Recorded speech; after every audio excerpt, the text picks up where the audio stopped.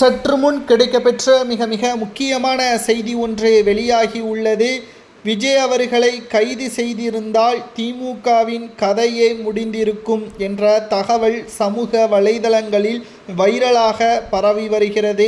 அமித்ஷா அவர்கள் நேற்று விஜய் அவர்களை தொடர்பு கொண்டு பேசியுள்ளார் என்றும் இசட் பிரிவு பாதுகாப்பு விஜய்க்கு வழங்கப்பட உள்ளதாகவும், இதுவரை விஜய் அவர்கள் பாஜகவை எதிர்த்துதான் வருகிறார். ஆனாலும் விஜய் அவர்களை தற்பொழுது ஆதரவுகளை கொடுக்கக்கூடிய வகையில்தான் பாஜக மேலிடம் அனைத்து ஏற்பாடுகளையும் செய்து வருகிறது. நீதிமன்றத்தின் மூலமாக திமுகவின் ஒட்டுமொத்த பித்தலாட்டமும் வெட்ட வெளிச்சத்திற்கு வந்துள்ளது.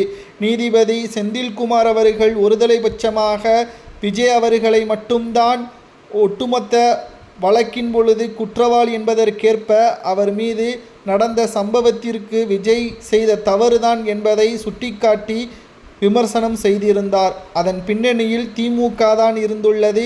திமுகவின் மிக முக்கியமான நபர்களில் ஒருவராக இருக்கக்கூடியவர்தான் செந்தில்குமார் அவர்களது தாயார் 2 முறை எம்எல்ஏவாகவும் திமுகவிலிருந்து தேர்வு செய்யப்பட்டுள்ளார். திமுகவின் ஆட்சியில்தான் நீதிபதி செந்தில்குமாருக்கும் உயர் பதவி வழங்கப்பட்டதாகவும் தகவல்கள் கிடைக்கப்பெற்றுள்ளது.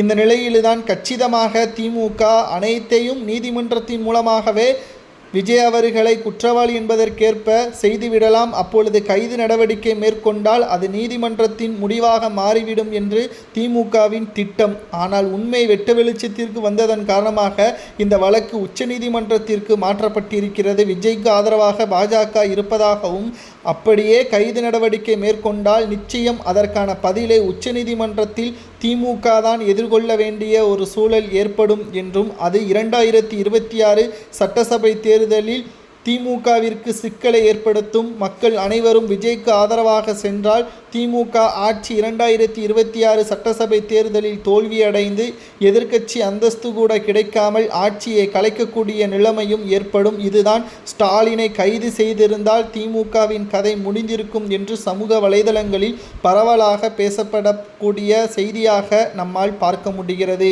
மேலும் தமிழக வெற்றி கழகத்தின் தொண்டர்கள் தற்கூரிகள் என்று கூறி வருகிறார்கள். அவர்கள் தற்கூரியா? அவர்கள் ஓட்டு போட்டதன் காரணமாகத்தான் நீங்கள் இன்று அரியணையில் இருக்கிறீர்கள் என்பதை மறந்துவிடக் கூடாது. விஜய் அவர்களுக்கு அரசியல் பண்பு இல்லை என்றால் அவரை நீங்கள் தான் பனையூரில் வைத்தே அரசியல் செய்கிறார், மக்களை சந்திக்க மாட்டுகிறார் என்று கூறினீர்கள். மக்களை சந்திக்க வந்தால் மக்களை பாதுகாக்கக்கூடிய பொறுப்பு நீங்கள் தான். தொண்டர்களைத்தான் தாவேகா கட்டுப்படுத்த முடியும், மக்களை கட்டுப்படுத்த முடியாது. அதற்கான பொறுப்பு நீங்கள் தான் கொடுக்க வேண்டும். கூட்டம்